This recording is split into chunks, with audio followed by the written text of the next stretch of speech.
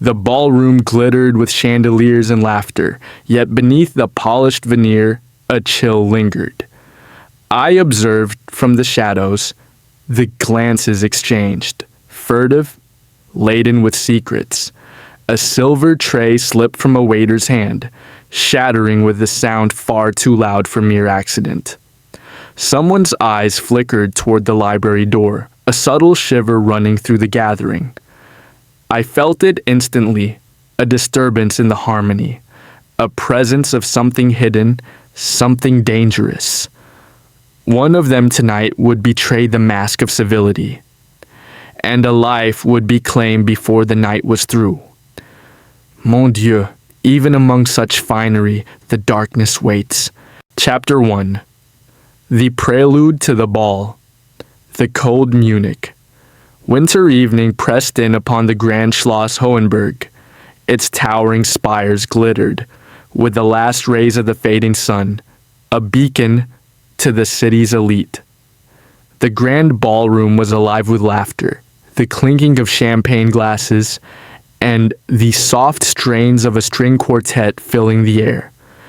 Guests in their finest attire glided across the marble floors, their voices hushed with awe and delight at the opulence that surrounded them. Hercule Poirot stood in a corner, his sharp eyes scanning the room with the precision of a hawk. He was no stranger to high society and the masquerades they called parties. But this night promised to be different. Countess Amélie von Hohenberg, the hostess of this splendid affair, had sent him a personal invitation, one he could not refuse. Poirot was a man of routines, yet tonight there was something that disturbed him. The ambience was enchanting, yet there was a subtle undercurrent of tension, a whispering chill that even the roaring fires could not dispel. Ah, mon ami, there is something amiss. But what? He caught sight of the Countess, draped in a midnight blue gown that shimmered under the chandeliers. Her beauty was ageless, but there was something in her eyes, a hint of worry that he couldn't ignore. She was engaged in an animated conversation with a man Poirot did not recognize, tall, with sharp features and a deliberate air. The man's presence was imposing, almost predatory. Who is he? Poirot thought, observing them intently. The Countess smiled, but her smile did not reach her eyes. Her gestures were measured, controlled. This was no light-hearted exchange. The ballroom swirled around him, but Poirot's mind was elsewhere, drawn to the enigmatic figure. He could not shake the feeling that something was about to unfold, something disastrous. But what? As the evening wore on, Poirot was greeted with warm smiles and shallow pleasantries, but his mind remained on the couple. The man seemed too familiar, his presence too calculated. Was he the cause of the Countess's discomfort, or was something else lurking beneath the surface? Then, at precisely midnight, a shriek echoed through the ballroom, cutting through the music like a knife. Everyone froze. Poirot's heart raced. Mon Dieu, what has happened? He turned towards the sound, which came from the courtyard beyond the ballroom's grand doors. A momentary silence hung in the air before the guests erupted into a frenzy.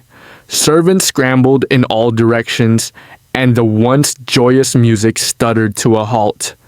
Maria, someone cried. Poirot's eyes narrowed. Maria von Lübeck, the famed ballet dancer, had been performing that evening. Her name sent a ripple through the crowd. She was beloved, admired by all, her grace known far and wide.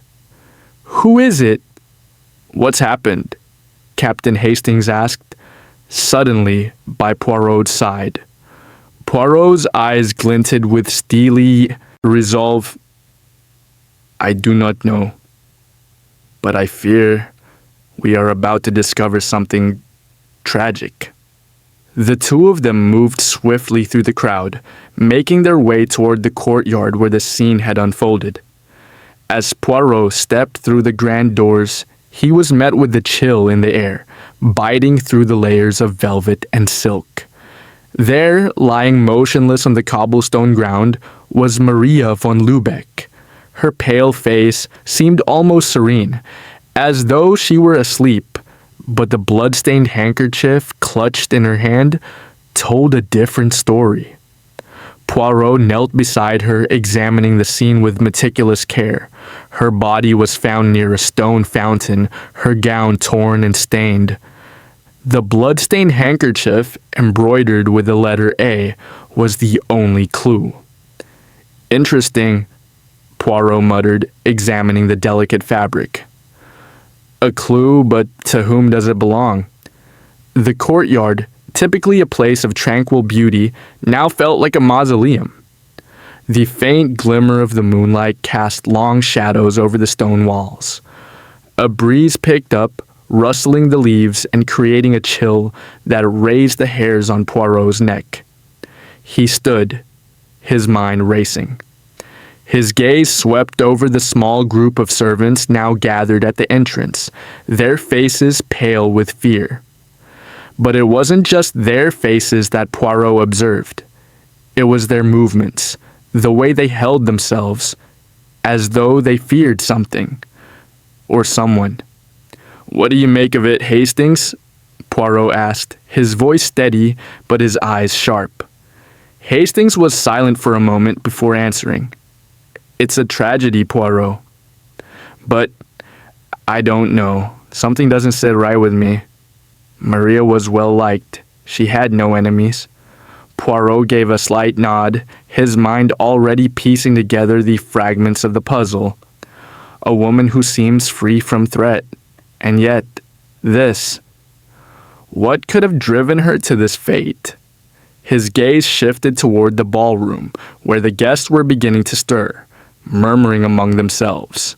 Some were glancing anxiously toward the courtyard, while others seemed more interested in the drama unfolding than the woman's tragic end. Poirot turned to Hastings, his expression unreadable. "We will find the answers, Hastings. But remember, there are always those who have secrets, and sometimes the most innocent-looking face hides the darkest of intentions." As Poirot's words hung in the air, a sudden shift occurred. The man who had been talking to Countess Amélie earlier appeared in the courtyard doorway, his face pale, his brow slick with sweat. Poirot's eyes locked with his, and for the briefest moment, the man faltered, before quickly composing himself. "So this is the man who had the Countess's ear," Poirot thought. "And what, my friend, is your role in this dance of deception?" The pieces were falling into place, but Poirot knew the game had only just begun. Chapter 2. Rising Suspense. The grand courtyard of Schloss Hohenberg was eerily quiet, the tall stone walls towering around it like silent sentinels, guarding the secrets within. The moon hung high in the sky, casting its pale light across the cobblestone floor, and the night air carried a faint chill, though the celebration inside the ballroom had been far from cold. But in this courtyard, something was amiss. Hercule Poirot had been among the guests inside, sipping his drink and watching. Always watching. His sharp mind had caught the smallest of inconsistencies, the subtle glances exchanged, the hurried whispers, the sudden tension that seemed to grip the room when certain names were mentioned. But it wasn't until the scream echoed through the walls of the manor that Poirot's heart skipped a beat. A woman's voice, filled with terror, shattered the stillness of the night. The sound came from the direction of the courtyard, sharp, unmistakable, and full of unmistakable dread. Poirot's legs were already moving before he consciously decided to follow the sound. Hastings was at his side, his face drawn with concern, yet neither of them spoke a word. Their pace quickened as they neared the source of the cry. They rounded a corner of the estate, and there she was. Maria von Lübeck, the renowned dancer and star of the evening, lay sprawled in the courtyard, her body near a stone fountain, her face pale and lifeless.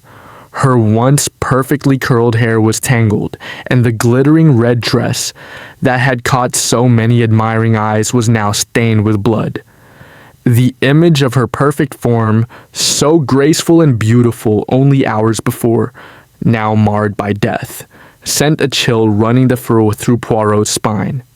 His gaze immediately fell upon the hand she had stretched out toward the fountain, clutching a handkerchief. Poirot bent down carefully, his eyes scanning the fabric.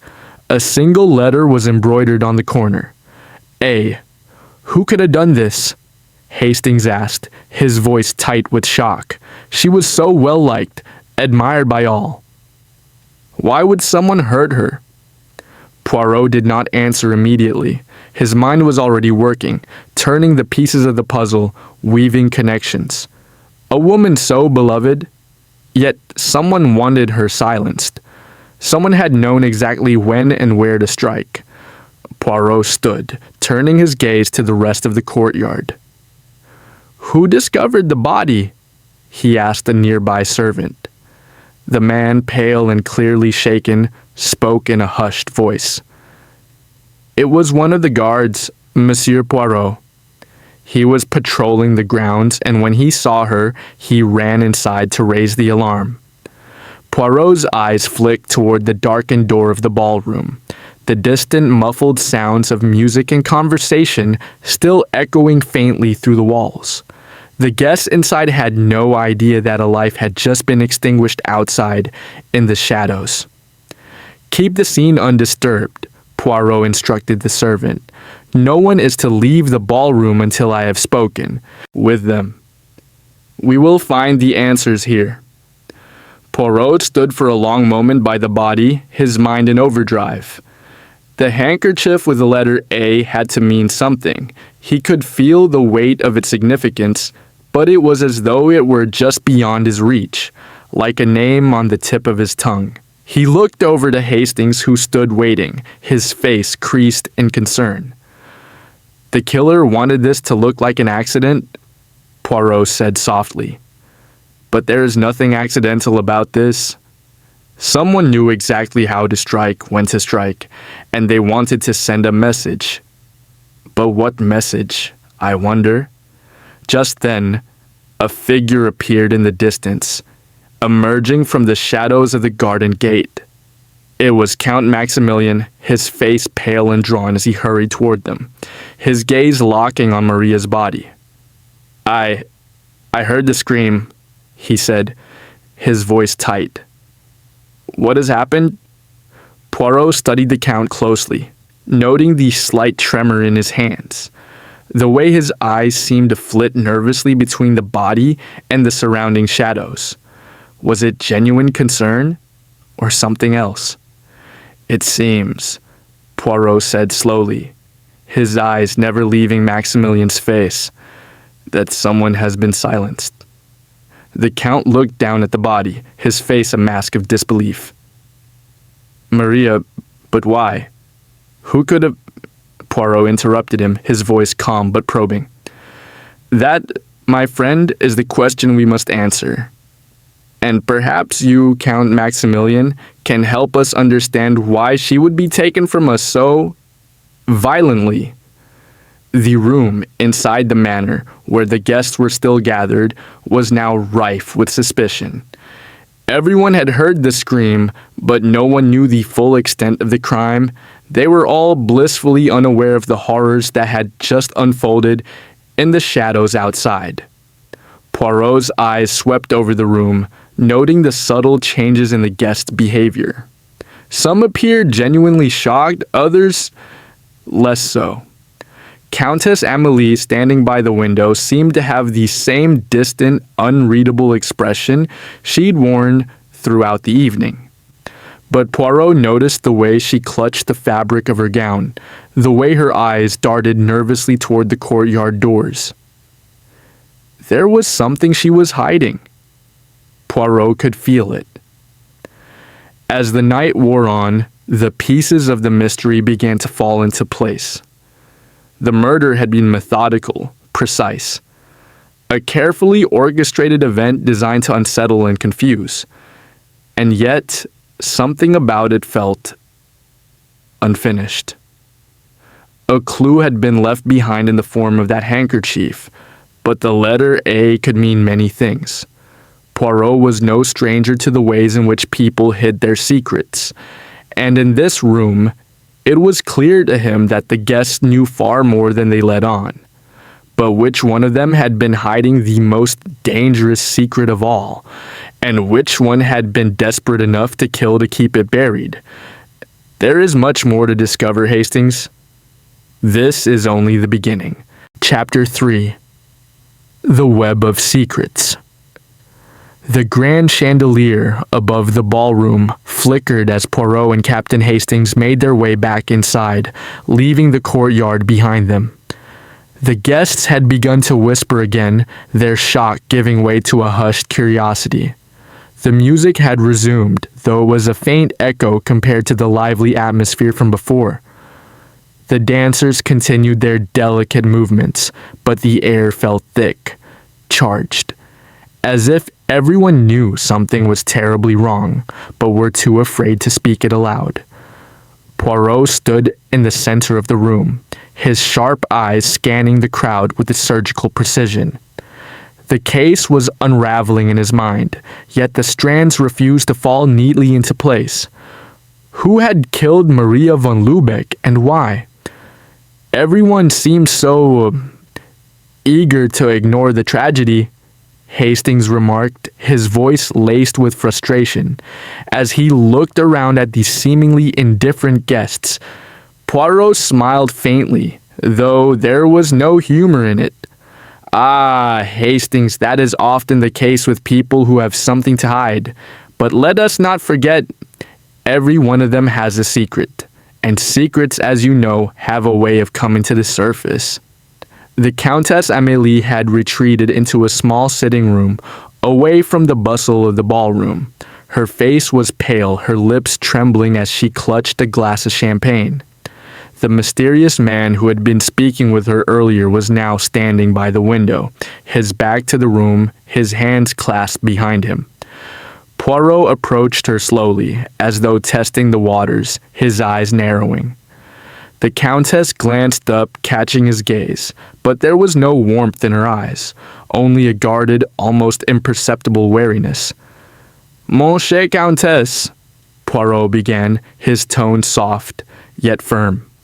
"I am truly sorry for your loss. I trust you understand that I must ask you some questions." She gave a small, polite nod but didn't speak. Her eyes, though, were fixed on something just beyond Poirot, a slight tension in her posture. "Did you know Maria von Lübeck well?" Poirot inquired, his voice gentle, as if the question were a mere formality. "Of course," she replied, her voice tight. "Maria was a fixture of our social scene. She performed at the ball every year and we often spoke." Poirot paused, watching her closely. "Ah, but there is something more, something she is not telling me." "And what about her personal life?" "Did you know anything about it?" Poirot asked, his voice casual, but with a hint of calculation. The Countess hesitated. "Maria had her own affairs, of course, but I never pried into them." Her eyes darted briefly to the man standing by the window, before quickly looking away. Poirot caught the movement. "Ah, the man by the window?" he said, his gaze fixed on the mysterious figure. "Perhaps you might tell me who he is." The Countess's face grew paler, and her lips parted as though to speak, but she remained silent. The man by the window turned. Sensing the conversation had shifted to him, he was tall with sharp, aristocratic features and an aura of quiet power. His gaze met Poirot's without flinching. "Count Maximilian von Richter," the man said smoothly, his voice deep and calm. "I have the pleasure of being Countess Amélie's old friend." We have known each other for many years. Poirot's eyes never left his. I see, he replied, his voice laced with subtle skepticism. And what, might I ask, is your connection to Maria von Lübeck? Count Maximilian's eyes flickered for just a moment, then returned to their cold indifference. I was simply an admirer. I attended her performances, and we exchanged pleasantries on occasion. That is all. Poirot observed the Count carefully. His aloof manner, his calmness, it all felt rehearsed, as though he were hiding something beneath the surface. Curious, Poirot mused aloud, as if thinking to himself, and I suppose you too were here for the ball tonight? Naturally, Count Maximilian replied smoothly, though, as you can see, the celebration has been marred by unfortunate events. Indeed, Poirot agreed, his voice soft, but his mind already turning. What a convenient alibi. But why does he seem so detached? The investigation took a strange turn when Poirot learned from a servant that Maria had recently been involved in an affair with someone else, a man who was said to have been very protective of her. The servant whispered about Major Karl von Stauffenberg, a high-ranking officer in the military who was often seen accompanying Maria to public events. He had been particularly agitated the night before, according to the staff, after a confrontation with Maria. Poirot's interest was piqued. Major von Stauffenberg was known for his stoic nature, his loyalty to the military, and his connections to the aristocracy. But there were cracks in his calm demeanor, and that Poirot knew was often where the truth lay. He turned to Hastings. I believe we must pay a visit to this Major Karl von Stauffenberg. They found the Major in the estate study, a room lined with dark wood shelves filled with books. He was sitting at a desk, his uniform impeccable, but his eyes betrayed a hint of tension. When he saw Poirot and Hastings, he stood quickly, too quickly. His posture stiffened, his hand instinctively went to the side of his uniform, as though he were about to draw a weapon. Ah, Monsieur Poirot, Major von Stauffenberg said, his voice stiff. What can I do for you? Poirot gave him a measured smile. A few questions, Major, if you would be so kind. The Major's jaw tightened, but he nodded. Of course, though I must admit I am not in the mood for idle chit-chat. Poirot's gaze remained fixed on him. Indeed, I am not here for mere pleasantries. I am investigating the death of Maria von Lübeck, and I understand you were quite close to her. The Major's face remained impassive, but Poirot saw the flicker of discomfort in his eyes. I was, yes. Maria was a dear friend, but that is all. Poirot leaned forward slightly, his voice low but insistent. I wonder, Major, if your closeness to Maria might have caused a few misunderstandings, perhaps even jealousy. The Major's face hardened. I assure you, Monsieur Poirot, I was not jealous. I was protective. Maria was vulnerable. A woman like her? Yes. A woman like her, Poirot interrupted, his tone sharp. But what if there was someone else she was protecting herself from? What if that someone was you, Major? The Major's eyes widened, and for the first time, Poirot saw a crack in his facade. Poirot left the study, his mind swirling with possibilities. Major von Stauffenberg's reaction had been too swift, too defensive. And then there was the letter A, still echoing in his thoughts. Who did it belong to? Was it the Countess? Was it Major von Stauffenberg? Or was there someone else? Someone hiding in plain sight? The web was growing tighter, and Poirot could feel it. Every secret, every hidden emotion was slowly pulling the threads closer together. But one thing was certain. The murderer was in this room, and Poirot would find them, no matter how deep they hid their secrets. Each step forward brings us closer to the truth, Hastings. But the truth, my friend, is never what it seems. Chapter 4.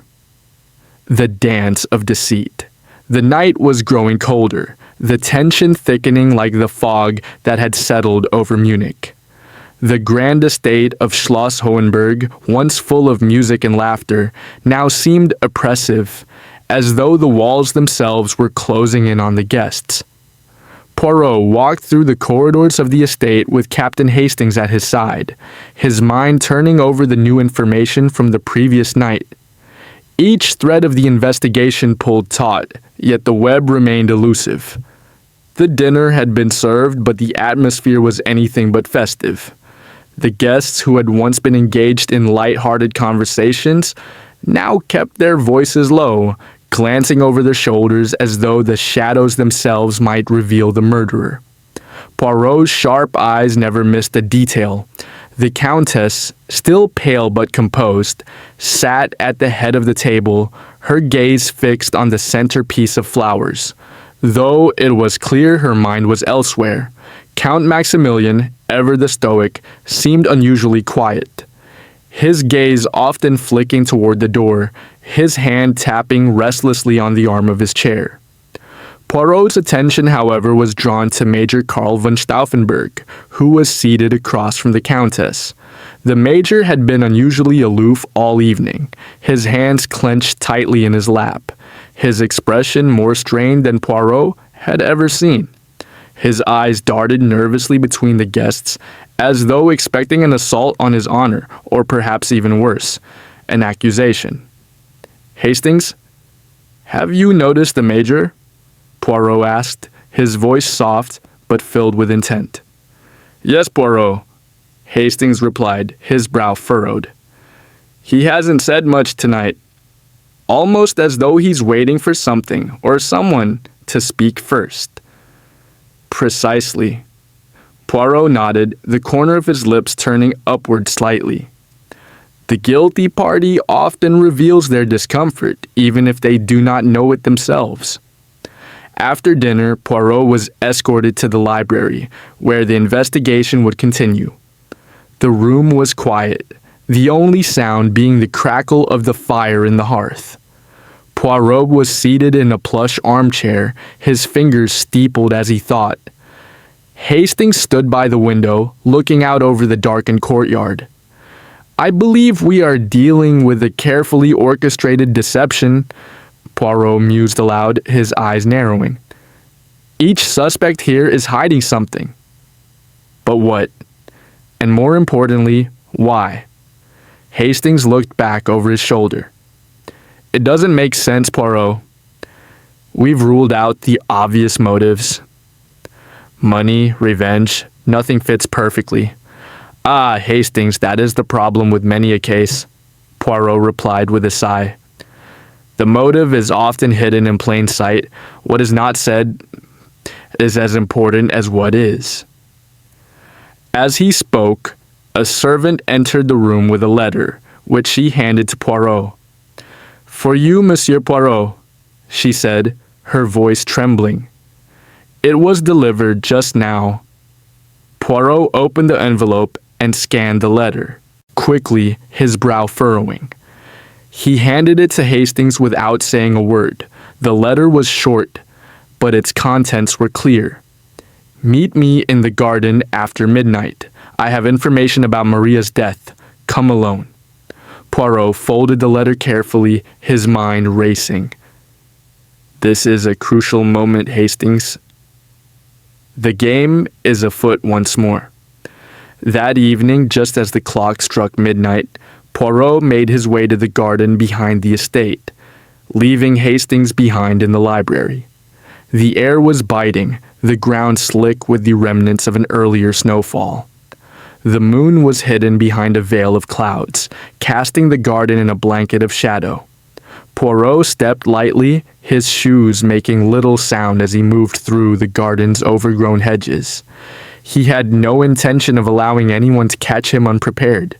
If this meeting was a trap, he would be ready. After a few moments of silence, a figure emerged from behind a large stone statue. A woman, her face partially hidden in the shadow of her hood. Poirot's eyes narrowed. It was Maria von Lübeck's maid, Elena, whom he had spoken to earlier in the day. "You sent for me?" Poirot asked, his voice steady but laced with caution. Elena hesitated, her hands shaking.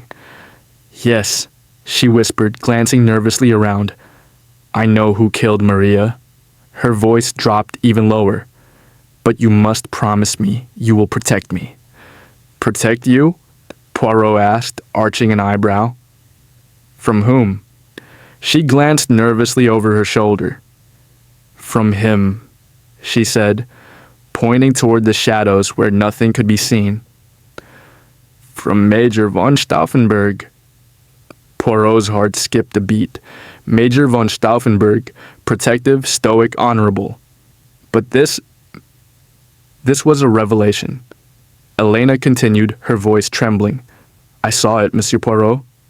I saw them together. The Major and Maria. They were fighting the night she died. She was going to leave him, but he wouldn't let her go. She was afraid of him, but she was also afraid of something else. Something she wouldn't tell me." Poirot's mind churned. "And what was that something, mademoiselle?" Elena looked around one more time before she finally spoke. Maria had evidence. Evidence that would destroy him. She was going to expose him, but she was going to wait until after the ball. She told me that she would leave the Major and tell everyone the truth. Elena stopped, her hands clenched in fists at her sides. But someone else wanted to stop her. Poirot stepped closer, his gaze intense. "Who else, Elena?" Who else would have had a reason to kill her?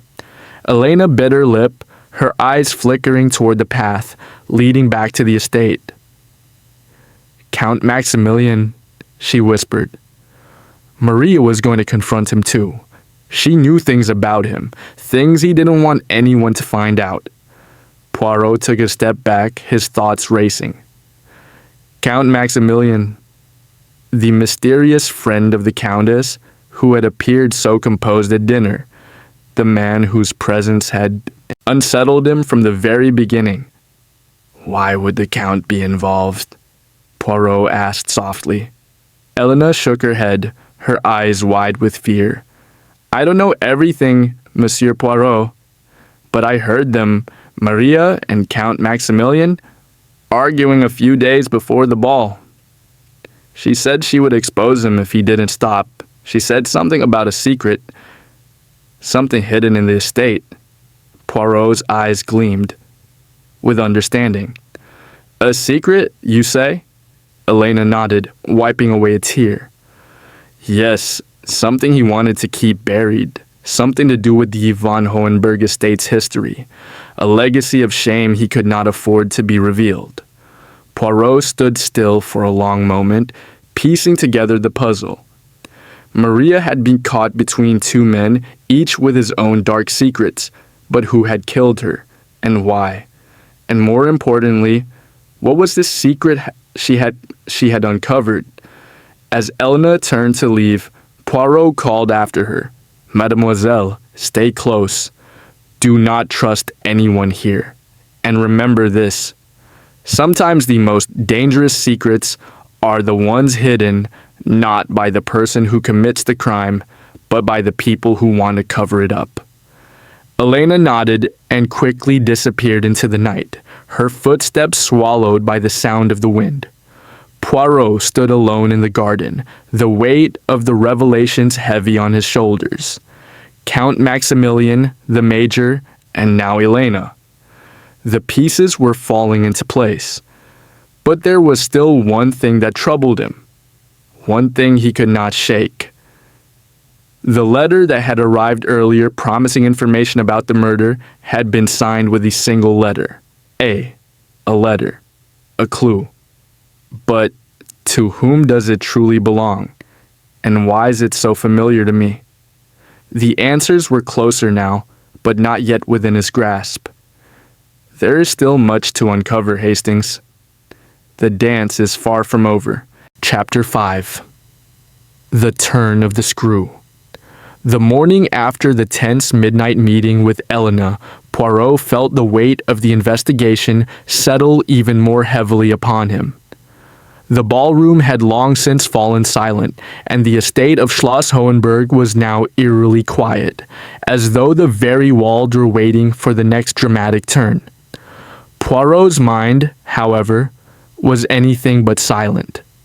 Each piece of the puzzle he had gathered so far, the Countess's unusual composure, Count Maximilian's cold detachment, the Major's nervousness, and now Elena's cryptic revelations, were like scattered shards of glass, some sharp with meaning, others vague and incomplete.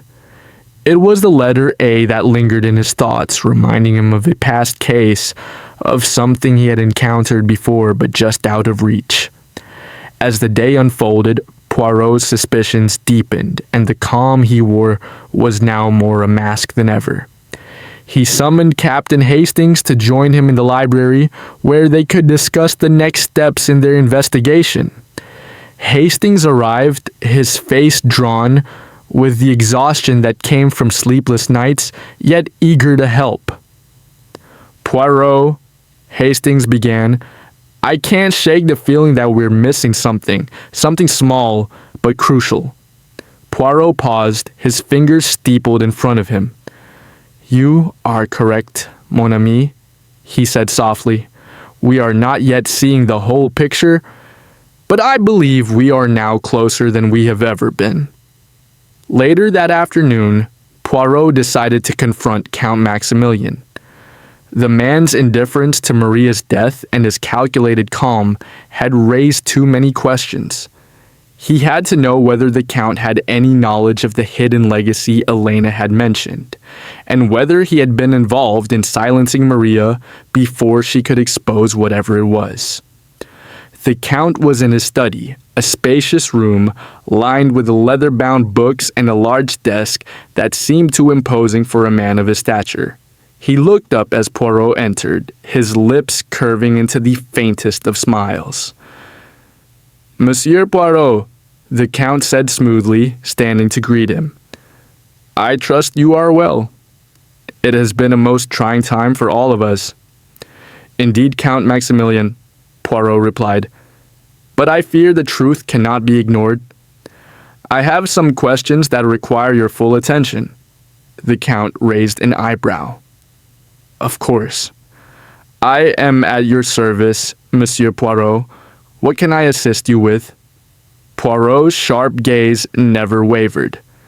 I have been told that you and Maria von Lübeck had disagreements in the days leading up to her death. Disagreements that seemed, shall we say, more intense than mere matters of the heart. The Count's face remained unreadable, but Poirot could see the subtle tightening of his jaw. He leaned against the desk, his hands clasped behind him, careful to maintain a sense of control. I know what you are suggesting, Monsieur Poirot, the Count said, his voice low. But I assure you, Maria and I had nothing more than a professional relationship. She was an accomplished dancer, yes, but that is where it ended. Poirot was silent for a moment, letting the words sink in.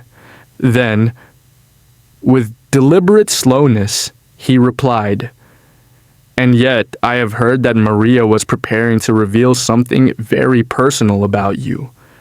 Something you did not want the world to know. She was going to confront you, was she not? About the legacy hidden within the von Hohenberg estate? The Count's expression faltered for only a fraction of a second, but it was enough. Poirot's eyes gleamed with satisfaction. You know, don't you, Count? Poirot continued, his voice soft but filled with certainty. You know what she was going to say, and you know that she had found the evidence that would destroy you. The Count stiffened and his lips parted as if he were about to speak, but then, with a sudden sharpness, he closed them again and turned his back on Poirot, walking toward the window. "Enough," he said, his voice tight. "You have no idea what you are dealing with, Poirot. There are forces at play here that you cannot even begin to understand."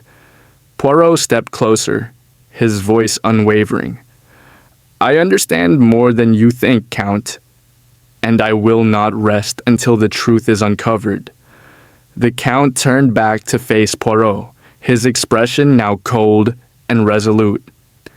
"You are treading on dangerous ground. You have no idea what you are about to unleash."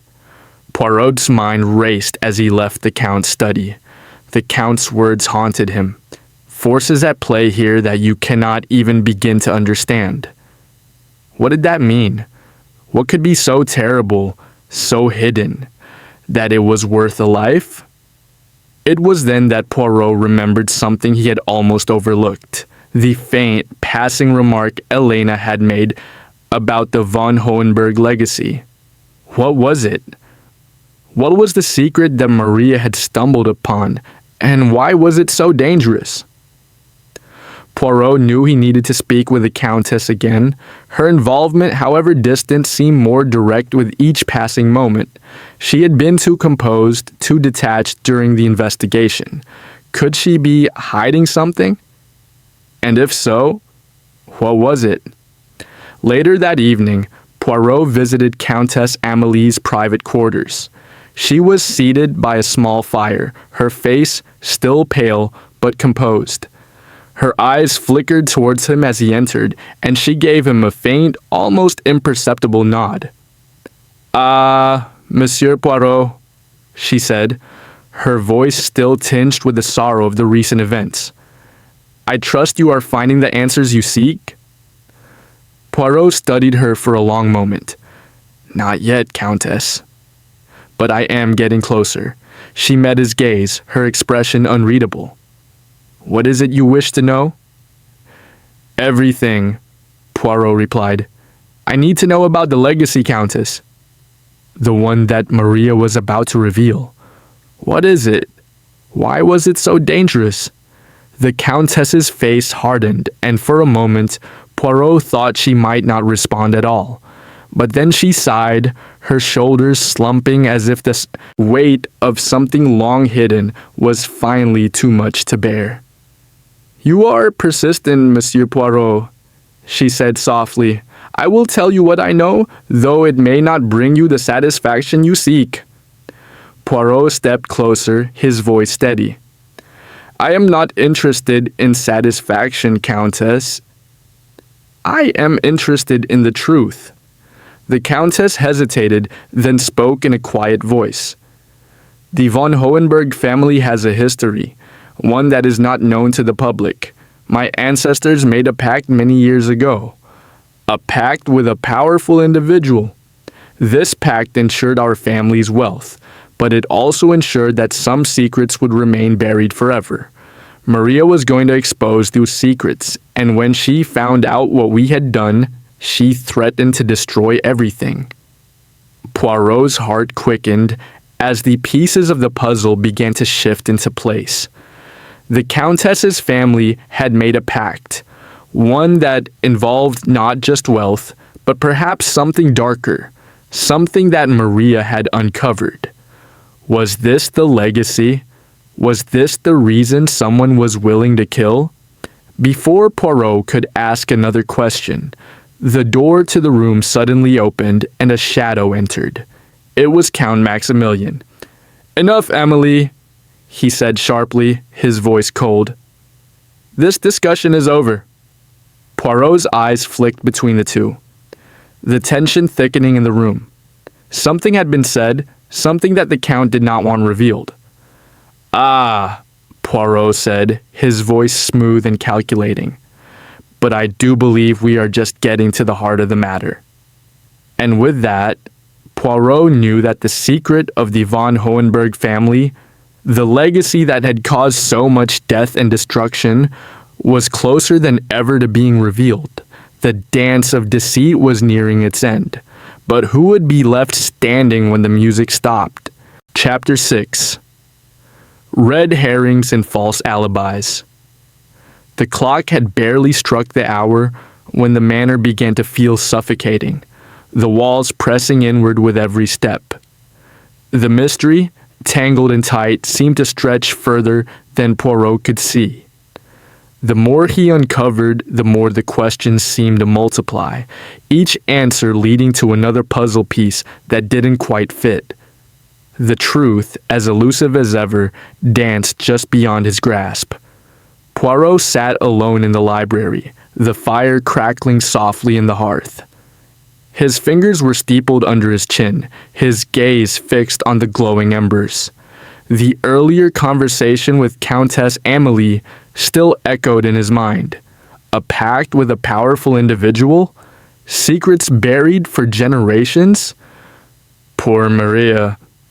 She had uncovered something dangerous, something hidden for so long, and yet it cost her life. Hastings had been kept busy questioning the other guests, but Poirot knew that the answers weren't likely to be found in the obvious places. He needed to dig deeper. He needed to look for the things that people were too afraid to say. That evening, Poirot summoned Major Karl von Stauffenberg for a private conversation. The Major's stiff posture and cold demeanor had only grown more unsettling as the days passed. Poirot could tell he was hiding something important. The Major arrived at the library, his military uniform impeccable, though his eyes revealed an unmistakable tension. He had been avoiding Poirot's questions all week, but now, under the flickering light of the fire, he could no longer avoid the detective's probing gaze. "Major von Stauffenberg," Poirot said, his voice firm but not unkind. "Thank you for joining me. I trust you understand the gravity of the situation we find ourselves in." The Major shifted uncomfortably but nodded. "Of course, Poirot. I am at your service. Whatever it is you need, I will help." Poirot regarded him with suspicion, his eyes narrowing ever so slightly.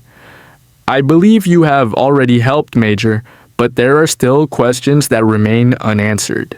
Specifically, your whereabouts the night Maria was killed." The Major's face stiffened, but he held his composure. "I was in my quarters reading," he replied quickly. "I have no alibi, but I didn't leave the room." Poirot smiled softly, leaning forward in his chair. "And yet, Major, a servant claims to have seen you outside the estate that night, just before the body was discovered. Is that not true?" The Major's face went white. He opened his mouth to speak, but the words caught in his throat. Poirot saw the flicker of guilt, the way his hands tightened into fists. "Major," Poirot pressed, his tone cold now, "you cannot hide the truth forever. What were you doing outside that night?" For a moment there was silence, thick and heavy. The Major's lips parted, but it was Count Maximilian's voice that interrupted. "You are mistaken, Poirot," the Count said, stepping into the room with a quiet authority that immediately silenced the tension. "The Major was with me the entire evening. He was never outside." Poirot turned to face the Count, his expression unreadable. "So you say, Count, but I trust you know that alibis can be fabricated just as easily as they can be broken." Count Maximilian stepped forward, his face a study of cool detachment. "You must understand, Poirot," he said, his voice smooth. "Major von Stauffenberg was upset by Maria's death. He has been under a great deal of stress recently, but I assure you, he was with me." Poirot's eyes flicked from the Major to the Count, weighing their words carefully. He could sense the tension between them, the subtle flicker of something more beneath the surface. "I see," he replied softly. "And I presume that you, Count, have no interest in the legacy of the von Hohenberg family, no stake in protecting its secrets. The Count didn't flinch, but there was something in his gaze that shifted, just the slightest twitch at the corner of his lips. I am a man of honor, Poirot. My family's past is just that, past. It is of no concern to me. But Poirot wasn't convinced. The way the Count spoke, the way he shielded the Major, it didn't add up. Was it guilt? Or was he merely protecting someone? Poirot's mind raced as the pieces of the puzzle began to shift again. The legacy, the pact, the secrets. It all seemed to tie back to the von Hohenberg estate, to something far older than Maria's death. Later that evening, Poirot received a message. It was a note from Elena, the maid, asking him to meet her in the garden again. The note was brief, but the urgency in her handwriting was undeniable. She had more to say, something else she hadn't told him before. He met her outside just as the moon hung low in the sky, casting a pale light over the garden. Elena was waiting by the stone statue, her hands trembling. "Monsieur Poirot," she whispered, looking over her shoulder nervously. "There's something I didn't tell you before." "I was afraid, but now I know it's important." Poirot stepped closer, his voice soft and reassuring. "You need not be afraid, mademoiselle. Whatever it is, you can tell me." Elena looked at him, her eyes filled with fear. The Countess, she knew about Maria's secret. She knew what Maria was going to reveal, and she tried to stop her. She and the Major, they were working together to keep it all hidden. Poirot's heart raced. What secret, Elena? What was Maria going to reveal? Elena shook her head, her eyes darting around the garden. "I don't know all of it, Monsieur Poirot, but I know it was something about the von Hohenberg estate. Something that would destroy them all if it came out. Maria was going to tell the world, and that's why she was killed." Poirot paused, trying to make sense of her words. "But who killed her, Elena?" Who would go so far? Elena's eyes filled with tears. "I don't know, Monsieur Poirot. But I have a feeling that it wasn't just one person. It was someone close to her, someone she trusted." Poirot's mind raced, the fragments of the mystery swirling faster. The Major had no alibi, but Count Maximilian had provided one for him. The Countess, who seemed so aloof, had ties to Maria's secret, and Elena, the maid, had overheard things that hinted at a much deeper conspiracy. But who was the true mastermind? Who stood to gain from Maria's death, and who had the means to cover it up? Poirot returned to the estate in a fog of confusion and suspicion.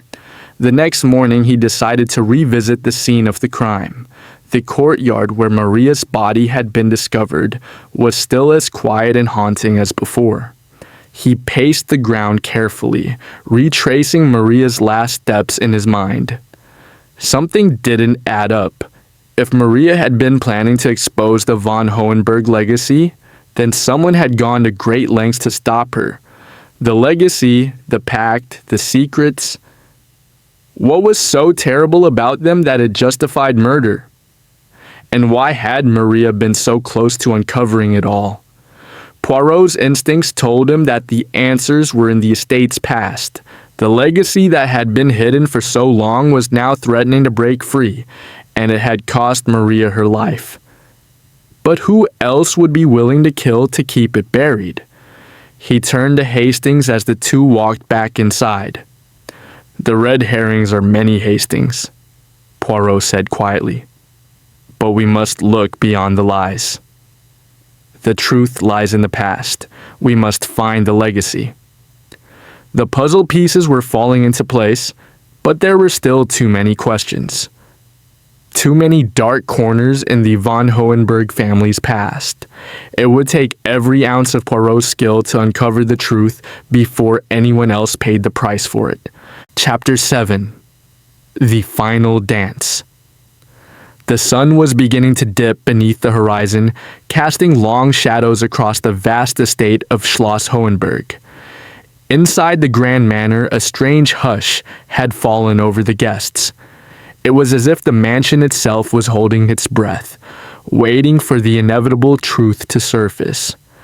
The winter ball, once a night of elegance and celebration, now seemed like a mere backdrop to the ominous events unfolding behind its gilded walls. Poirot stood at the grand staircase, his hands folded behind his back, watching the guests move below him. Every conversation, every whispered word now seemed to hold hidden meanings. Who among them was guilty? Who had orchestrated Maria von Lübeck's death? And most importantly, why? The pieces of the puzzle were still not fitting together. The mysterious legacy of the von Hohenberg family, the pact with a powerful individual, Maria's intention to expose the truth, everything pointed to someone close to the Countess. But who had the most to gain? Who was willing to kill to keep the secrets buried? Poirot had one more card to play. The evening had drawn to a close, and most of the guests had retired to their rooms. The air outside had grown colder, the chill biting through the thick walls of the manor. Poirot was in his study, his mind racing as he reviewed the evidence. The Countess, the Major, Count Maximilian, Elena, and even the servants. They all had motives, and yet none of them seemed to have the full picture. He needed to bring everything to a head. He turned to Hastings, who had been pacing nervously. "Hastings, it is time. The game is coming to an end. But before we reveal the truth, I must ask you to do something crucial."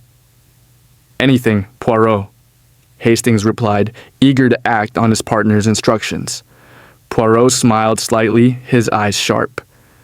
"I need you to gather everyone in the ballroom. Now." Hastings paused, a look of confusion crossing his face. "In the ballroom? But why, Poirot?" Poirot's lips tightened. "It is time to set the stage. I need them all in one place, where they cannot hide, where they cannot lie." By the time the guests had gathered, an unsettling tension filled the ballroom. Each person was already on edge, and as Poirot entered, they all turned to face him, waiting for what he would reveal. The Countess, her face drawn, looked pale, but composed. Count Maximilian stood near the fireplace, his jaw tight. Major von Stauffenberg's posture was stiff as always, but there was a faint sheen of sweat on his brow. Poirot stood in front of them, his back straight, his voice calm but filled with authority. "I have brought you all here for one reason, because the truth is now upon us, and no one can run from it any longer." A collective gasp rippled through the room. The guests exchanged nervous glances, some of them shifting uncomfortably in their seats. But Poirot continued, his eyes scanning the room like a hawk, his presence commanding their full attention. "Maria von Lübeck is dead," Poirot said softly. "And she died because she knew too much. She was on the verge of uncovering a secret, a legacy that has been hidden for years. Something so dangerous that someone here was willing to kill to protect it. But who? Who among you has the most to lose from the truth coming out?" Poirot's eyes narrowed, his gaze resting first on the Countess, then on Count Maximilian, and finally on Major von Stauffenberg. "It was you, wasn't it?" Poirot asked, his voice ringing with certainty. "You killed Maria." The room fell silent, as if the very air had thickened with shock. The guests stared at Poirot in disbelief, but he remained calm, unshaken by the accusations he had just thrown. Count Maximilian stepped forward, his face flushed with anger. What are you talking about, Poirot? How dare you accuse me of such a thing? Poirot's gaze never wavered. You wanted to keep the legacy hidden, Count Maximilian. Maria was going to expose you, and you could not allow that to happen. The pact you made with the powerful individual, what was it? What did you gain in return for keeping those secrets? Count Maximilian's eyes flickered, the barest hint of guilt showing before he quickly masked it. I have nothing to hide, he declared, his voice cracking under the pressure. Maria was simply a dancer. She meant nothing to me, nothing. Poirot's lips curled into a faint smile. Ah, but that is where you are wrong, my dear Count. Maria found something in the family's history, something far more valuable than you could ever imagine. She found the documents, the letters, the accounts, the truth about the pact, the legacy, the blackmail that kept your family's wealth intact for generations. Enough! Count Maximilian's voice shook with fury. He turned to Major von Stauffenberg, his eyes narrowing. This is ridiculous. You should have stopped him, Major. You were supposed to help me. The Major's face paled. He shifted uncomfortably, his hand tightening around his drink. He opened his mouth to speak but faltered, as though the words were stuck in his throat. Poirot turned his gaze to the Major, his expression unreadable. So it was you then, Major? You helped him keep the secret. You helped him silence Maria. Major von Stauffenberg clenched his fists, his knuckles white. I had no choice, he muttered under his breath. I was bound by my duty. I couldn't let the past come back to destroy everything I had worked for. Poirot nodded slowly. And that is why Maria had to die. Because she was the key to exposing the truth. But the real question is, why did she keep digging? Why did she risk everything, even her life, to uncover something so dangerous? At that moment, Elena entered the room, her face pale and her eyes wide with fear. She had overheard the last part of Poirot's conversation and seemed to realize the gravity of what was being said.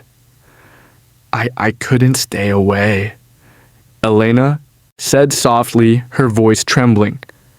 I overheard their plan. They were going to stop Maria before she could expose everything. Poirot's gaze softened, but there was no hint of pity in his eyes. Elena, you were the one who told Maria the truth, weren't you? You were the one who finally gave her the courage to confront Count Maximilian. Elena nodded slowly.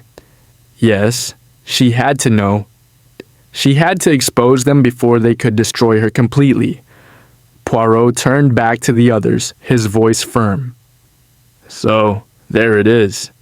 The legacy, the pact, the lies, and the murder to protect it all.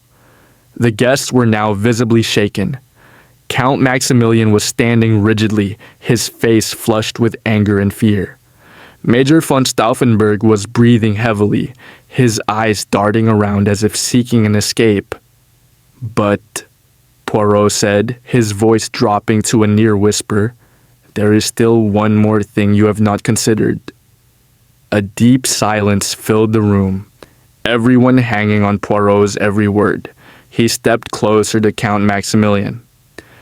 The letter A, the one found with Maria's body, it is not a symbol of the von Hohenberg family, nor of anyone involved in this dark plot, Poirot said, pausing for effect. No, it belongs to someone else, someone who was far closer to Maria than anyone realized, someone who has been playing both sides of the game all along. Count Maximilian froze, his face paling as he looked toward the door. The guest's eyes followed a gaze, all wondering who Poirot was speaking of. It wasn't until the door slowly creaked open that Poirot's voice rang out, loud and clear. The real killer, my friends, is none other than Countess Amélie The room erupted in shocked gasps, but Poirot raised his hand for silence. He looked toward the Countess, her face white with fear, her lips trembling. She took a step back, her eyes wide as if she had just been caught in a trap she could not escape. Poirot continued, his gaze piercing. Maria's death was no accident. You, Countess, were the one who orchestrated it all. You knew what Maria had uncovered, and you knew that exposing the family's secrets would ruin everything, so you made sure she was silenced, but not before she managed to leave a trail. The A was your personal signature, your mark of betrayal. The Countess staggered backward, her breath quickening. No, you're wrong, she whispered, her voice breaking. But Poirot's voice rang out with cold clarity, and the truth was finally laid bare for all to see. The legacy had been uncovered, the pact broken, and the murderer revealed. And as the guests stood in stunned silence, Poirot knew the dance was over. The final steps had been taken, and the curtain had fallen on the last fateful act. Chapter 8. The Final Revelation. The room seemed to hold its breath, the very air thick with tension as Poirot's words hung in the space between the guests, suspended like a damning weight. Countess Amélie stood before them, her face drained of color, her hands shaking slightly as she tried to mask the panic creeping across her expression. Poirot's gaze never wavered. His eyes were sharp, calculating, but not without a touch of sympathy.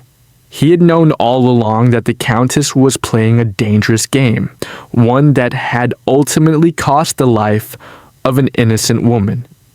But now, the truth had finally been laid bare, and nothing could hide behind the curtains of deception anymore. "Ah, Countess," Poirot said, his voice smooth but cold. "It is always the quiet ones, is it not? The ones who appear to be the most composed, the most in control, who are often hiding the darkest of secrets." Countess Amélie's lips trembled, and she took a step back, her eyes darting around the room as if searching for a way out. But there was no escape. The game was over, and Poirot had won. "I didn't want to," she whispered, her voice barely audible. "But I had no choice." Maria would have destroyed everything. Poirot's eyes softened for a brief moment. "You did not want to, Countess. Yet you chose to murder a woman who trusted you, who admired you, for the sake of your family's secret. You chose to protect the legacy, the pact, the power at all costs." The room was still as the other guests. Count Maximilian, Major von Stauffenberg, and the remaining few watched in stunned silence, unable to tear their eyes away from the dramatic confrontation unfolding before them. Earlier that evening, after the shocking revelations in the ballroom, Poirot had left the others to reflect on what he had uncovered. But his mind still raced, piecing together the final details. The letter A left at the scene, the hidden legacy of the von Hohenberg family, and Countess Amélie's cold demeanor all led to one conclusion. She was the mastermind behind it all. But something still nagged at him. A subtle detail he hadn't fully explored yet.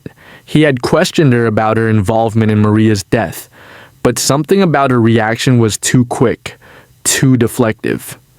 The truth wasn't just about the Countess's desire to protect her family's name. No, it was something deeper. The final pieces had to come from her. She had to reveal the full extent of the betrayal. "I know what you're thinking," Countess Amélie said suddenly, her voice low, filled with quiet desperation. "You think I killed her out of greed, out of a desire to protect my family's wealth and reputation. And in part, that's true. But there is more, so much more." Poirot's expression hardened. "Explain yourself, Countess." Speak quickly, for the longer you delay, the deeper the darkness grows." Amelie's hands trembled as she clasped them in front of her. Her eyes flickered with a mixture of fear and guilt as she spoke, the weight of her confession breaking through her usual composure. It was not just the legacy of my family that Maria had uncovered. It was the truth about the pact, the deal my family made many years ago. A pact that binds us to an unspeakable crime. Poirot leaned forward, intrigued. "A crime, you say? Go on." Countess Amélie took a deep breath as though preparing to release a burden she had carried for far too long. "The pact was made during my great-grandfather's time. It was not just for wealth, nor for status, but for protection. Protection from a powerful man, an individual who we owed everything to, including the secrets that we kept hidden. A man who to this day holds power over us even from the shadows." Her voice faltered, but Poirot pressed on. "This man, Countess, who is he?" The Countess closed her eyes, almost as though in pain. "I cannot say his name aloud. But he is the one who holds the true power. He is the one who owns the land, the fortune, the legacy. My family merely serves as his agents. We have been bound to him for generations, and Maria. She found out everything. She knew that if the world discovered the truth, it would destroy us, ruin everything we had worked to protect." Poirot's mind was a blur of thoughts. A pact made with a shadowy figure, a secret buried for generations. And Maria had uncovered it all. But why then would the Countess kill Maria? The woman was far too innocent to have been so deep in these dark dealings. Maria had been unaware of the full scope of the family's sins until it was too late. "And so," Poirot said, his voice heavy with understanding, "you killed her to protect your family's secret, to protect your ties to this mysterious figure who seems to hold a far greater influence than even you realize. You were afraid of what would happen if the truth was exposed." Countess Amélie nodded, her face pale and stricken with grief. "Yes, I loved Maria in my own way, but I loved my family's legacy more. We could not afford to lose everything. If Maria had told anyone, if she had gone public, it would have destroyed not only the von Hohenberg name, but our entire future." Poirot took a step back as the weight of the confession sank in. He had known from the start that there was more to this than just the family's greed, but the depth of betrayal, the level of fear and desperation, it was something else entirely. Maria had been just a pawn in a game that spanned generations, a game played by those who thought they could control fate itself. A silence fell over the room, but Poirot wasn't done. There was one more thread to unravel, one more truth that needed to be exposed. He turned to the other men in the room, Count Maximilian and Major von Stauffenberg, who had both remained silent watching the unfolding drama. "And you two," Poirot continued, his voice cold and steady. "You knew everything. You were complicit in the murder. Count Maximilian, you provided the alibi for the Major, and Major von Stauffenberg, you were the one who helped cover up Maria's death when she was found. You were both protecting the Countess's secret. You were both aiding in her scheme to silence Maria." The two men stiffened, their faces flushed with guilt. Count Maximilian finally spoke, his voice shaky. "We had no choice, Poirot. We were bound to protect the family, to protect the pact. We didn't have the courage to let it all fall apart." Major von Stauffenberg nodded grimly, his face ashen. "The Countess was right. We did what we had to do. Maria would have ruined us. It was the only way." Poirot looked at them both, his eyes narrowing with disdain. And now you will all face the consequences of your actions. You thought you could bury the truth forever, but no secret stays hidden forever. The final piece of the puzzle had fallen into place, but there was still a lingering question. Who was the man behind the pact, the mysterious figure who held such power over the von Hohenberg family, the one who was truly responsible for everything? Poirot's mind raced with the possibilities, but he knew that the answers would not come easily. With a final lingering glance at the assembled group, Poirot turned to leave. His work was done, but the mystery remained. The dark legacy of the von Hohenberg family was now exposed, but its full extent was still hidden in shadows. And as Poirot exited the ballroom, leaving the guests to face the consequences of their actions, he couldn't help but think that this case, this final dance, had only just revealed the beginning of something far darker. Mon Dieu, Hastings, what have we truly uncovered here? Chapter 9. The Shadow in the Legacy. The silence after Poirot's final revelation was deafening. The guests in the ballroom, already stunned by the cascading layers of truth, now stood as though trapped in time, frozen by the weight of their guilt, the realization of the deep secrets that had been unearthed. Countess Amélie, her hands trembling at her sides, stood like a broken statue, her composure shattered. Count Maximilian and Major von Stauffenberg shared a silent look, the grim acknowledgement of their own involvement in Maria's death hanging between them. Poirot's mind was still racing, trying to tie the loose ends of the puzzle together. The pieces had fallen into place with unnerving clarity. Maria's death, the secret pact, the involvement of each person, yet something still felt off.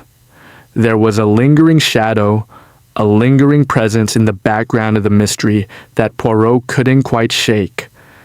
The pact had been forged many years ago, and the family had protected it by any means necessary. But what about the shadow that had loomed over all of them? The man who had orchestrated the pact and whose influence still reached into the deepest corners of the von Hohenberg legacy. Poirot needed answers. But the question now was, could he get to the heart of the mystery without revealing more than he should? He turned slowly to face the room once more, his mind sharper than ever. "Ah, but there is more," Poirot murmured, almost to himself, yet loud enough for the guests to hear. The room's atmosphere had changed drastically.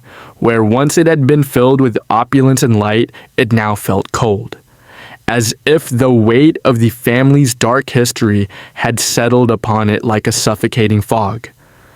The guests who had once danced and laughed with careless abandon now stood still, awaiting their fate with a mix of fear and resignation. Poirot turned back to the Countess, his eyes narrow with suspicion. "You killed Maria to protect the legacy. You believed that silence was the only way to preserve your family's power. But you knew, didn't you, that someone else was watching? Someone else had been pulling the strings all along." The Countess's eyes widened, her expression growing more panic-stricken with every word Poirot spoke. "What are you saying, Poirot?" she whispered, her voice quivering. "We've confessed everything we did to protect our family. What more do you want from us?" Poirot's lips curled into a faint, knowing smile. "I want to know who gave you the power, Countess. Who was the one who made the pact with your great-grandfather so many years ago? Who is the man who remains hidden in the shadows of your family's legacy, pulling your strings even now?"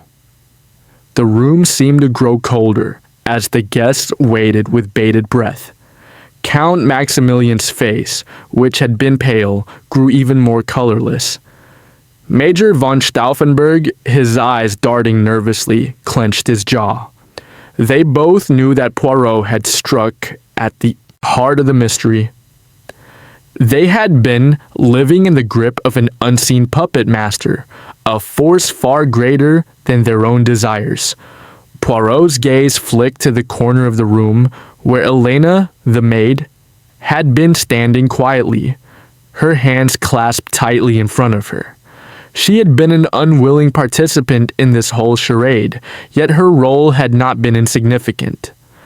Poirot's eyes softened for a moment before he turned his attention back to the others. "Who was it, Countess? Who made this deal with your ancestors?" Poirot pressed, his voice low, a sharp edge to it. The Countess hesitated, her hands shaking more violently now. She stepped back, as if retreating into the shadows of her own legacy. Her lips parted, but she said nothing at first. Then with a voice that was barely above a whisper, she spoke. "You want to know the truth?" Her words were heavy, laden with the burden of decades of lies. "It was him." Poirot's heart skipped a beat. "Him?" The Countess nodded, her eyes wide with fear. "The man who is behind it all, the one who still controls everything, even now. It was my great-grandfather's deal with him, with the Baron." Poirot blinked, his mind rapidly processing the information. "The Baron?" His voice was almost a whisper, as if testing the name. Count Maximilian's face tightened. "You can't say his name? You don't understand. No one can." The room fell into a deeper silence. Major von Stauffenberg suddenly spoke, his voice hoarse. "The Baron is a man of immense power, Poirot. Not just wealth, but influence over governments, families, an entire network of control." Poirot stepped forward, his expression grave. "So he is the puppet master?" "He has been the one pulling your strings for all these years." Countess Amélie nodded, her eyes flickering toward the door. "We were trapped in a deal with him. A deal made in blood. Our family's wealth, power, everything we have came at a price. The Baron has always been there, lurking in the shadows, watching, waiting. Maria stumbled upon his connection to our legacy, and that's why she had to be silenced." Poirot's heart raced as the web began to tighten around him. He had uncovered the true villain behind the curtain, but there was one question that still burned. The Baron. Who was he? Where was he? And why had Maria's murder been necessary? Poirot turned toward the others in the room, their faces etched with fear and guilt. "You think that by killing Maria, you would have escaped the Baron's grip. But the truth is, you can never escape him. Not now. Not ever." The Countess's face crumpled. "I thought we could, Poirot. I thought if we silenced her, if we kept the legacy hidden, but he will never let us go. He owns us. He always has." "Ah, so you knew all along," Poirot said softly, a look of sadness crossing his features. "You knew that by protecting the legacy, you were only securing your own demise. But it was the only choice you had. To protect your family, to protect everything that had been built on that pact, you had to kill Maria." The room was still, heavy with the weight of those final words. Poirot's voice echoed in the silence. But Maria did not die in vain. She uncovered the truth, and now it is known.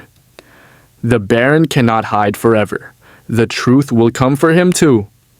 As the room absorbed the enormity of Poirot's revelation, Countess Amélie collapsed into a chair, her face pale and streaked with tears. "What have we done?" she whispered, her voice broken. "What have we unleashed?" Poirot gave her a long, steady look, his eyes full of understanding. "What you have unleashed, Countess, is the truth. And the truth, as always, will set you free." The night lingered in the air like a dark cloud. The legacy of the von Hohenberg family, once a symbol of wealth and power, now lay in ruins. The Baron, his true identity still a mystery, remained hidden in the shadows. But Poirot was sure that the truth would soon bring him to light. The game had changed and the final curtain was about to fall. As Poirot left the ballroom, the guests left behind. Broken by their own lies, he felt a sense of quiet satisfaction. The puzzle had been solved. But the shadow of the Baron lingered, and Poirot knew that the battle for the legacy was far from over. The truth, once uncovered, had set the stage for a new beginning. A beginning that would be far darker than anyone had ever anticipated. Chapter 10. The Final Curtain. The dawn had not yet broken, and the air was heavy with the chill of early morning fog. Schloss Hohenberg stood in the heart of its secluded estate, a monument to the secrets it harbored and the lives it had shaped. But for the first time in years, its grandeur seemed diminished. The whispers of its dark legacy had been exposed, and now the entire family, along with the web of people caught in its shadow, were left to confront the consequences of their actions. Poirot stood alone in the grand hallway, his hands folded behind his back. The soft sound of footsteps echoed as Captain Hastings approached, his face weary but resolute. They had spent the night piecing together the final details, but Poirot knew there was still one loose end, one that had been dangling just out of reach. The Baron. He had been the shadow in the background, the true mastermind behind everything. The man whose influence stretched far beyond the walls of this estate, beyond the von Hohenberg family. But who was he? What was his real connection to this legacy of power, greed, and betrayal? And where was he now? Poirot's thoughts raced as he turned to face Hastings, who had arrived to report on the latest developments. "Mon ami," Poirot said softly, his voice filled with the weight of the situation. "The puzzle is nearly complete. But there is one final piece to uncover: the identity of the Baron." Hastings nodded slowly. "I've been thinking about that, Poirot. There are too many shadows, too many questions about who this man really is. He has been pulling the strings from the beginning, but no one knows exactly who he is or where he comes from." Poirot's sharp eyes locked onto Hastings. "That is precisely the problem, Hastings. The Baron is not just a man. He is a symbol, one of influence, of power, of control. The family's pact with him has shaped everything they've done, everything they've become. But it is not just about wealth. It's about fear." Poirot paused, his gaze drifting to the portrait of Countess Améli's ancestors that hung on the wall. The faces of those long dead stared back at him, their eyes seeming to follow his every movement. They too had been part of this legacy, part of the pact with the Baron. "There's something else," Poirot continued, his voice growing more urgent. "Maria didn't just uncover the pact. She discovered something far more dangerous. She uncovered the Baron's identity, Hastings. She knew who he was. And that is why she had to die." The pieces began to click together in Poirot's mind, his thoughts sharpening.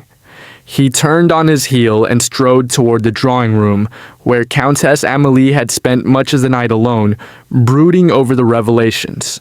She was, after all, the one who had started it all, the one who had made the first fatal choice.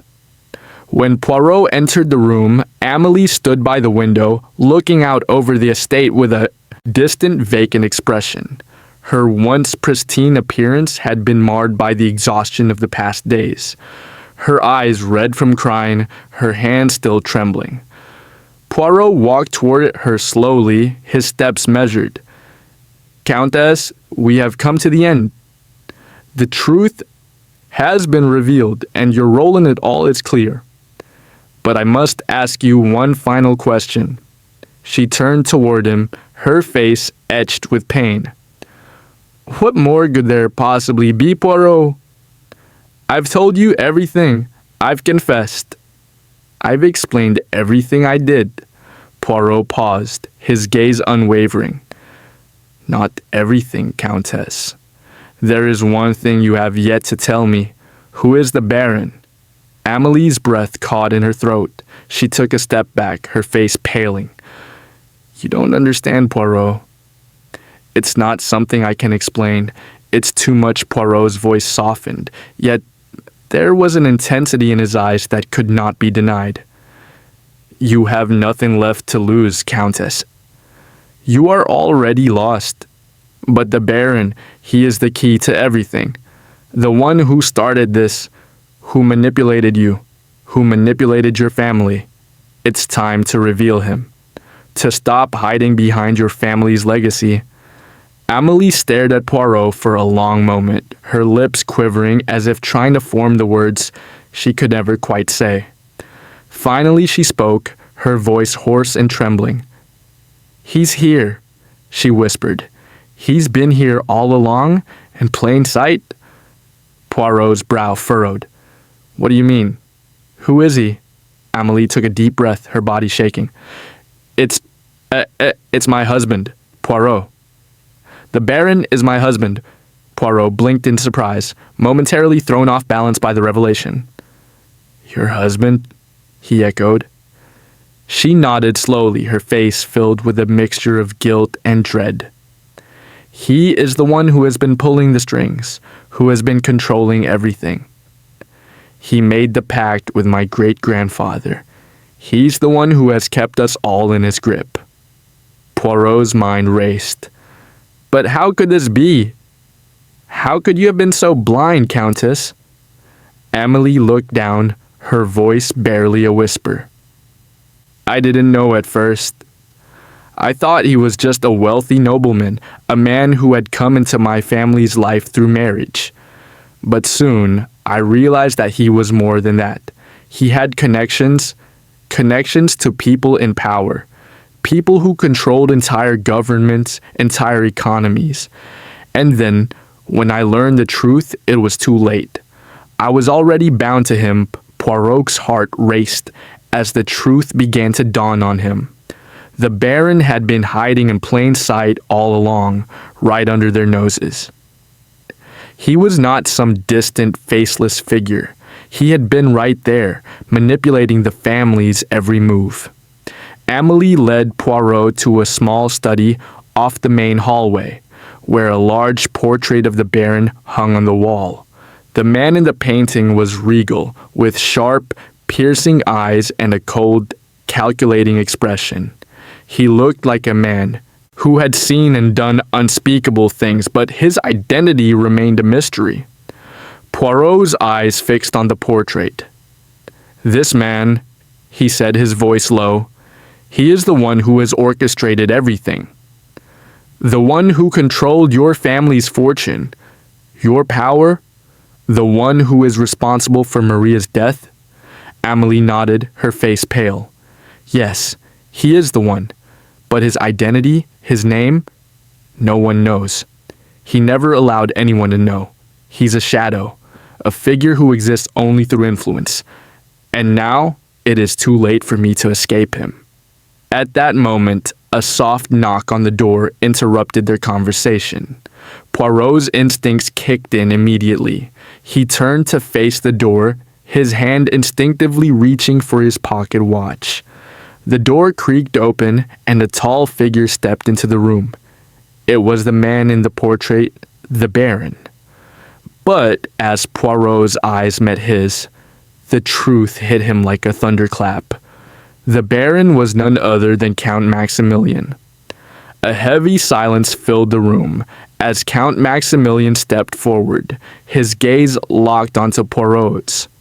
I knew you were clever, Poirot, but I did not expect you to figure it out so quickly. Poirot stood motionless, his eyes never leaving the Baron. So it was you all along, he said quietly. You were the mastermind behind the pact. You pulled the strings, you manipulated the von Hohenberg family for generations. You used your power, your influence to control everything. Maximilian's lips curled into a cold smile. I did what I had to do. My family was in danger, and the only way to ensure our survival was to strike a deal with the right people. My influence, my name, they meant nothing without the pact. The Baron was born from my need to control. Amélie stepped back, tears filling her eyes. You never cared about me, about us. You only cared about power. Maximilian's smile faltered, and for the first time, something like regret flashed in his eyes. But it was fleeting, quickly replaced by the same cold attachment that had always defined him.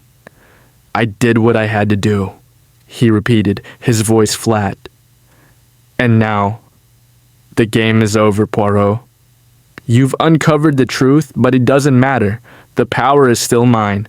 The Baron's influence is beyond your reach. Poirot stepped forward, his eyes narrowing. You are wrong, Count Maximilian. The truth always comes to light, no matter how deeply it is buried. And once it is revealed, no amount of power, no amount of influence can keep it hidden. The Baron is finished. Your legacy, your reign, has come to an end. Maximilian's face twisted in anger. You think you've won, Poirot? You think you can stop me? You are just a man. You have no power over me. Poirot's lips tightened into a grim smile. Perhaps. But I have something far stronger than power, Count. I have justice. As the truth unraveled, so did the final curtain fall on the once mighty legacy of the Baron and the von Hohenberg family. The game was over.